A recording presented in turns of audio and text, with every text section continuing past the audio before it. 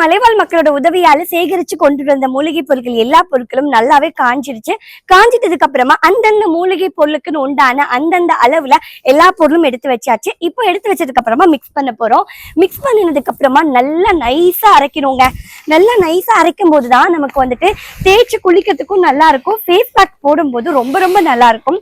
இந்த 28 வகையான மூலிகை பொருளுமே முன்னோர்களால் அறியப்பட்டு நம்மால் மறக்கப்பட்ட நிறைய விஷயங்கள் இருக்கும் இல்லைங்களா, அதுல இதுவும் ஒண்ணுதான். இதுல இருக்க இன்கிரீடியன்ஸ் எல்லாமே நம்மளோட ஸ்கின்னுக்கு வந்து ரொம்ப ரொம்ப நல்லது. ஸ்கின் வந்து நல்லா ஷைனாகவும் ஆகும், கூடவே வந்து நல்ல பிரைட்டாகவும் ஆகும்.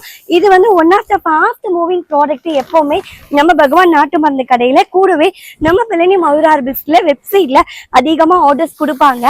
ஒரு பொருளா கஷ்டப்பட்டு நம்ம மலைவாழ் மக்களோட உதவியால எல்லா பொருளையுமே சேகரிச்சு மலையிலிருந்து வந்த மூலிகை பொருட்கள் எல்லாத்தையுமே நல்லா காஞ்சிருக்கா அப்படிங்கறது எல்லாத்தையும் பார்த்துட்டு மேற்கொண்டு நாங்களும் ஒரு பொருளா காய வச்சு ரெடி பண்ணி வைப்போங்க.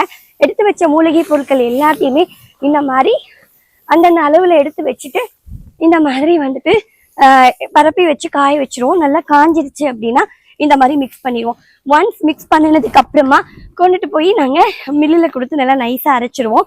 இந்த மாதிரி தான் நாங்க ப்ரிப்பேர் பண்றோம். உங்கள யாருக்காவது இந்த குளியல் பொடி வேணும்னா மறந்துடாதீங்க, மிஸ் பண்ணிடாதீங்க. ஃப்ரீ ஷிப்பிங் ஆஃபர் போய்கிட்டு இருக்க. அடுத்தது டைரக்டா மில்லுக்கு கொண்டு போய் அரைக்கிறது தான். அடுத்த வீடியோல ரெடி ஆனதுக்கு அப்புறமா பொடி எப்படி இருக்கு அப்படின்றத காமிக்கிறேன், வாங்க பார்க்கலாம்.